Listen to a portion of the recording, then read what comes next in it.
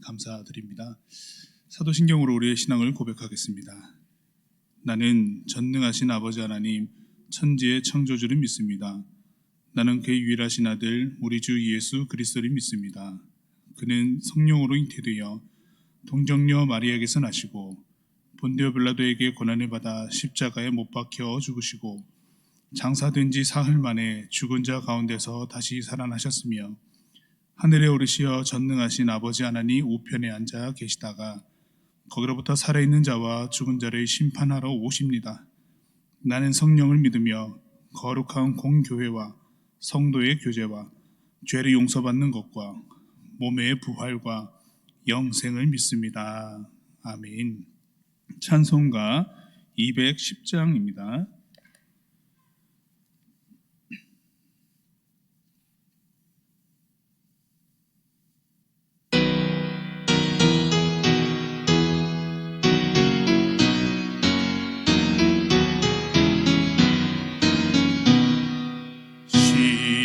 시온성과 같은 교회 그의 영광 한없다. 허락하신 말씀대로 주가 친히 세웠다. 반석 위에 세운 교회 흔들 자가 누구냐. 모두 원수 애워싸도 아무 근심 없도다.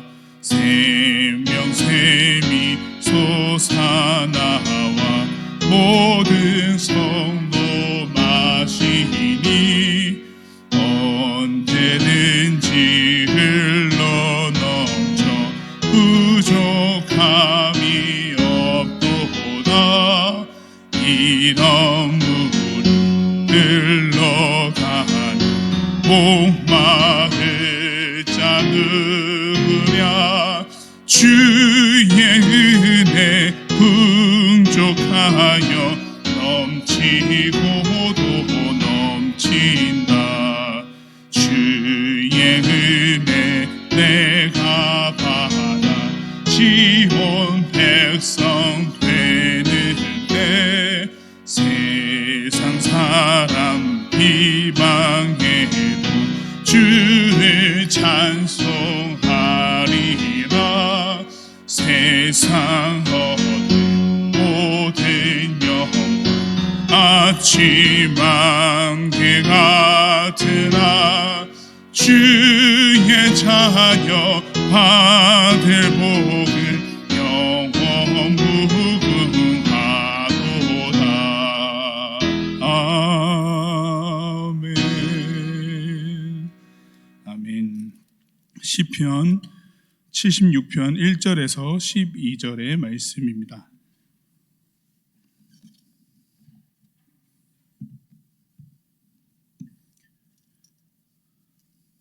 시편 76편 1절에서 12절의 말씀입니다. 하나님의 말씀을 함께 봉독하겠습니다. 하나님은 유다에 알려지셨으며 그의 이름이 이스라엘에 크시도다. 그의 장막은 살렘에 있으며 그의 초소는 시온에 있도다. 거기에서 그가 화살과 방패와 칼과 전쟁을 없이 하셨도다. 주는 약탈한 산에서 영화로우시며 존귀하시도다. 마음이 강한 자도 가진 것을 빼앗기고 잠에 빠질 것이며 장사들도 모두 그들에게 도움을 줄 손을 만날 수 없도다. 야곱의 하나님이여 주께서 꾸짖으심에 병과 말이 다 깊이 잠들었나이다. 주께서는 경외받을 이시니 주께서 한번 노하실 때에 누가 주의 목전에 서리이까. 주께서 하늘에서 판결을 선포하심에 땅이 두려워 잠잠하였나니 곧 하나님이 땅의 모든 온유한 자를 구원하시려고 심판하러 일어나신 때로다. 진실로 사람의 노여움은 주를 찬송하게 될 것이요 그 남은 노여움은 주께서 금하시리이다. 너희는 여호와 너희 하나님께 서원하고 갚으라. 사방에 있는 모든 사람도 마땅히 경외할 이에게 예물을 드릴지로다. 그가 고관의 길을 꺾으시리니 그는 세상의 왕들에게 두려움이시로다. 아멘. 이번 주 월요일부터 시편 74편 후반절을 시작으로 오늘까지 이어지는 아삽의 시를 함께 보고 있습니다. 아삽의 시라고 하는 것은 이 기록 연대가 저작 시마다 130년 정도 차이 나는 것도 있기 때문에 한 사람, 그러니까 아삽 본인이 직접 쓰기도 했을 것이고 아삽의 자손이 쓴 시도 있을 것이다 라고 해서 구분되지만은 통칭하여서 성경에는 아삽의 시로 이렇게 표현되어 있습니다. 이 아삽의 시 중에 저와 함께 74편과 75편을 보았고 오늘 76편을 봅니다. 계속 아삽의 시는 보게 될 것인데요.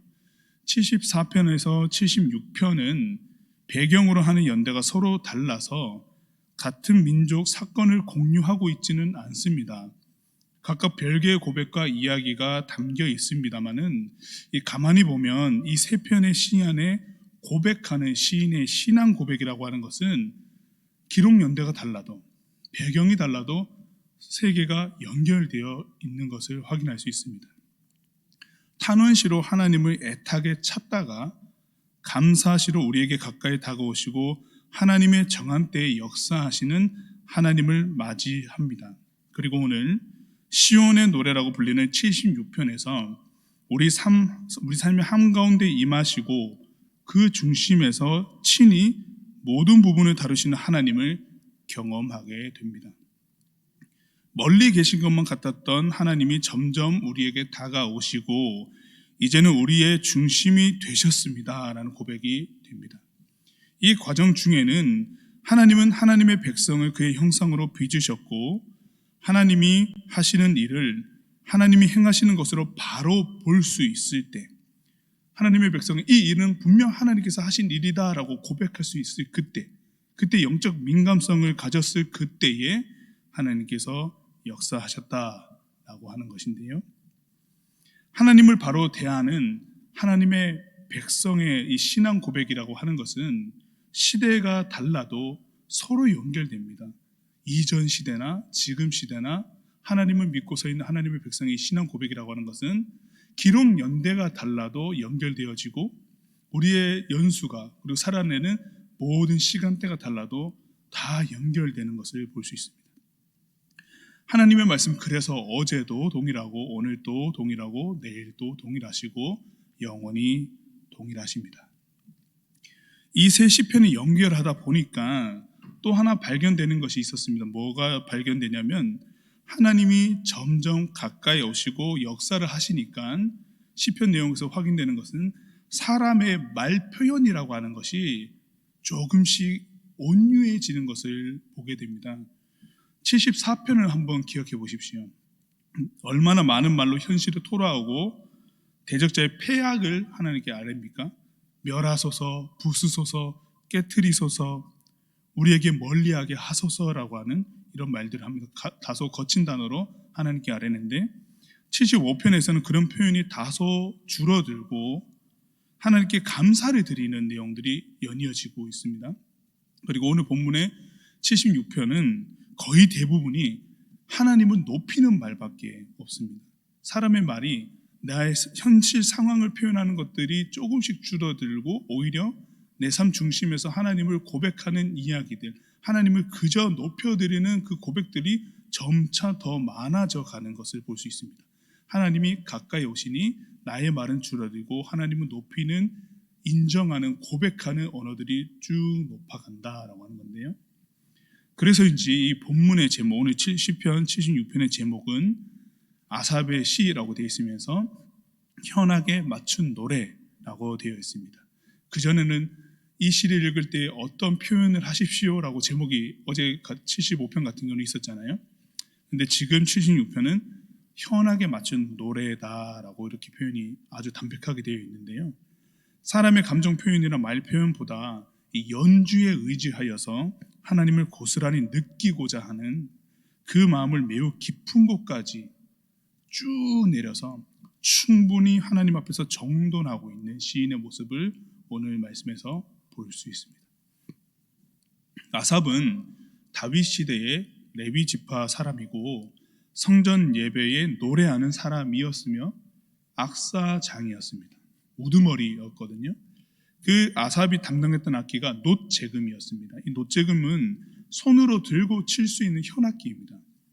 뭐 우리가 쉬이 알 수 있는 비파, 뭐 하프를 생각하시면 되는데 그게 들고 칠 수 있는 것이거든요.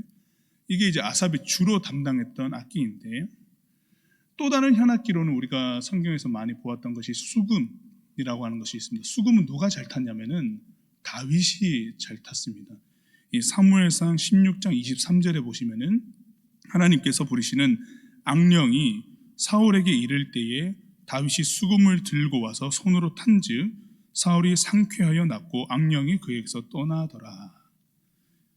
잘더라귀가 그지 없어서 악령까지 떠나갈 정도였다라고 하면은 여러분들 이게 어느 정도일까? 물론 이제 다윗의 신앙 고백이 그렇게 진솔하였기 때문에 그 연주하는, 하나님을 인정하고 연주하는 수금에서도 그런 영향력이 나타났겠지만은 익숙하고 능숙하여야지만 마음을 둘 수가 있잖아요. 마음을 두기가 수월하고 금세 집중할 수 있지 않습니까? 거기에 하나님을 향한 믿음이 가득한 연주라고 한다면은 악령까지 떠나가는 일이 된다라고 하는 거죠. 자신의 특기인 이 재금을 다루면서 시편 76편 시온의 노래를 하나님의 우리의 삶의 중심에 오셨다라고 이렇게 고백하는 거거든요. 연주를 담담하게 해나가면서 하나님이 오셨습니다, 우리 삶 가운데 라고 이렇게 노래로 표현하고 있는 겁니다. 이 시에서 아삽의 현합에 맞춘 노래라는 것은 실로 그 깊이와 분위기, 이 연주에 묻어 나오는 신금을 울리는 그 곡조들은 모든 사람의 마음을 하나님께로 돌릴 겁니다. 다윗이 수금으로 악령을 쫓아내었듯이 현악에 맞춘 노래로 아삽이 하나님이 우리 삶의 중심에 오셨습니다 라고 하는 이 고백을 해나갈 때에 이것을 읽고 고백하는 사람들은 그 마음을 다 하나님께로 돌릴 것이다 라고 하는 것인데요, 시편 76편 1절에서 2절의 말씀 보시면은 하나님은 유다에 알려지셨으며 그의 이름이 이스라엘의 크시도다. 그의 장막은 살렘에 있으며 그의 처소는 시온에 있도다.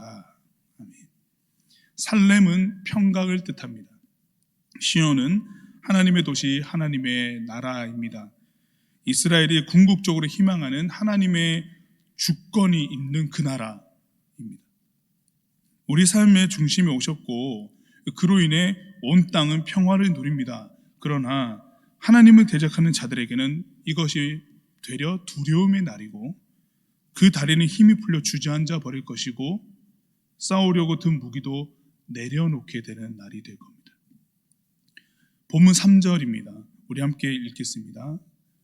거기에서 그가 화살과 방패와 칼과 전쟁을 없이 하셨도다. 아멘. 셀라가 붙어 있죠. 핵심이다라는 얘기입니다. 거기에서, 시온에서 모든 화살과 방패와 칼과 전쟁이 없이 하게 되었다라는 말씀이죠. 철과 철이 부딪히면서 화살이 빗발치고 했던 것, 귀를 울리며 온갖 전쟁의 소리가 다 그쳤습니다. 시끄럽던 장내가 일제히 소리를 멈추고 들려오는 하나님을 노래하는 현악으로 평온이 찾아오기 시작을 합니다. 평화의 왕이 오셨다라고 하는 건데요, 벌렁이던 가슴도, 솟구쳤던 혈압도, 부리부리하게 떴던 눈도, 거칠었던 입도 다 멈춥니다. 하나님이 오셨기 때문입니다.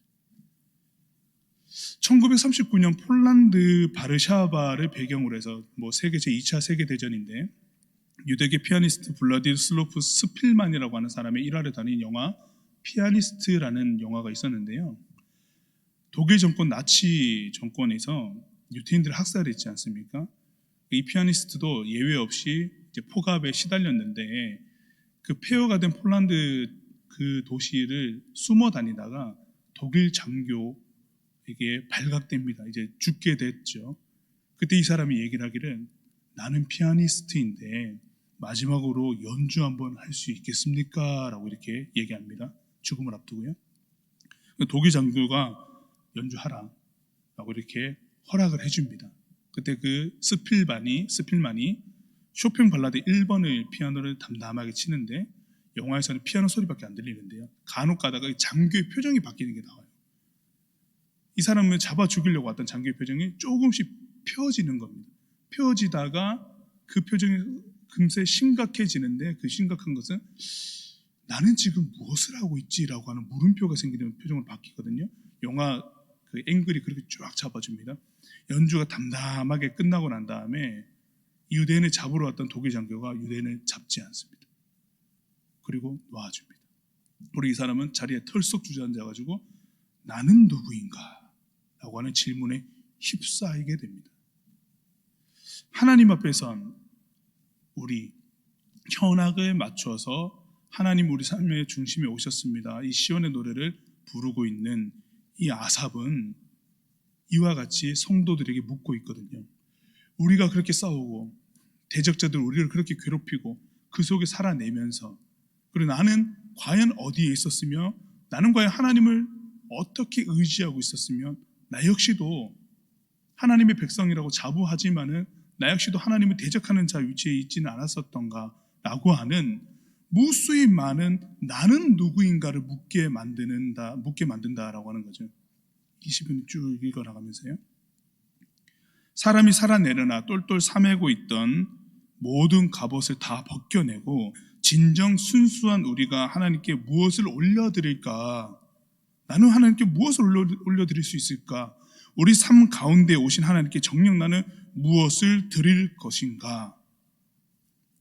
아사모 묵묵히 현악을 연주하면서 모든 사람들의 폐부를 찌르고 있습니다. 시편 76편 5절에서 9절 말씀입니다. 마음이 강한 자도 가진 것을 빼앗기고 잠에 빠질 것이며 장사들도 모두 그들에게 도움을 줄 손을 만날 수 없도다. 야곱의 하나님이여 주께서 꾸짖으심에 병과 말이 다 깊이 잠들었나이다. 주께서는 경외 받을 이시니 주께서 한번 노하실 때에 누가 주의 목전에 서리이까. 주께서 하늘에서 판결을 선포하심에 땅이 두려워 잠잠하였다니 곧 하나님이 땅의 모든 온유한 자를 구원하시려고 심판하러 일어나신 때로다. 아멘. 이 질문 앞에서 사람들의 모든 분쟁이 그리고 하나님 앞에서 무력화되었습니다. 무엇하고 있는가 우리가? 싸움의 도구들은 다 무용지물이 되어버렸습니다. 마음이 강한 자도 가진 것을 빼앗기고 장사도 도움받을 손을 만날 수 없어서 사실상 불능이 되어버렸습니다. 이제 남은 것은 하나님께 두 손 들고 나오는 것밖에 없습니다. 다 없습니다. 우리의 힘이라고 하는 게 다 없고 다 무력화되었고 하나님께 두 손 들고 항복하는 거죠. 나오는 것밖에 없습니다. 누구든 하나님을 경외하는 일만 있을 뿐입니다. 아직 삭히지 않았던 노여움까지도 하나님을 찬송하는 것으로 변하게 될 겁니다. 본문 10절에서 이렇게 말씀하고 계시죠. 진실로 사람의 노여움은 주를 찬송하게 될 것이요 그 남은 노여움은 주께서 금하시리이다. 아멘. 말씀을 통해서 보는 하나님은 어떤 분입니까? 같이 읽겠습니다. 우리 삶의 중심에 오신 하나님은 우리가 하나님만 경외하길 원하시는 분입니다. 아멘. 본문의 11절, 12절의 말씀을 연이어서 보겠습니다. 너희는 여호와 너희 하나님께 서원하고 갚으라. 사방에 있는 모든 사람도 마땅히 경외할 이에게 예물을 드릴지로다. 그가 고관들의 길을 꺾으시리니 그는 세상의 왕들에게 두려움이시로다. 아멘. 이 시의 결국은 인생에서 누구를 높이고 살 것인가로 귀결되는 거거든요. 누가 가장 높으십니까? 하나님. 누구를 가장 두려워해야 할 것입니까? 하나님. 누구를 가장 의지하고 살 것입니까? 하나님. 누구에게 가장 감사한 고백을 할 것입니까? 하나님. 하나님, 하나님, 하나님. 우리 삶의 중심에 오신 그 하나님을 이렇게 고백하는 것이 시온의 노래. 우리 삶 중심에 오신 하나님을 인정하고 경외하는 것밖에 없다.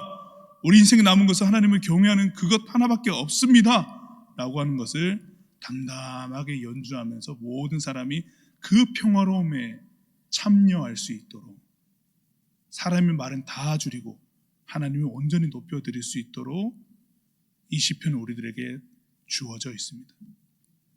하나님을 경외하는 하나님의 백성을 만드시고자 하나님께서는 다가오셨다는 것이고 그렇게 역사하셨다라고 하는 겁니다. 요한계시록 11장 18절에서는요, 이방들이 분노함에 주의 진노가 내려 죽은 자를 심판하시며 종 선지자들과 성도들과 또 작은 자든지 큰 자든지 주의 이름을 경외하는 자들에게 상 주시며. 우리 신앙의 결국은 하나님을 경외하는가, 하나님을 경외하고 있는가, 이게 우리 신앙의 결국입니다. 하나님을 경외하는 것은 성경에 망라되어 있는 성도의 총체적인 결론이거든요. 그 모든 이야기가 끝은 다 하나님을 경외합니까? 이 모든 일로 하나님을 인정합니까? 하나님을 두려워 높여드립니까? 라고 이렇게 끝나거든요. 우리 행동의 모습은 여기에서 다 판가름 납니다. 그 사람의 행동 모두가 하나님을 경외하는가 아니하는가로 다 판가름 나요. 여기에서 우리에게 주시는 하나님의 말씀의 교훈은 무엇입니까? 함께 읽겠습니다. 하나님은 그의 백성이 하나님을 경외하는지를 보시고자 침묵도 하시고 전면에 나서기도 하십니다. 아멘. 우리 기도의 모든 결론을 하나님을 경외하는 삶으로 사는 것에 초점을 맞춰봅시다. 그리하면은 막히고 답답했던 것들이 어디로 이제 풀려나갈 것인지를 볼 수 있게 될 것이고, 어디서부터 하나님을 경외하는 삶을 살지 못했는지 내가 보게 될 겁니다.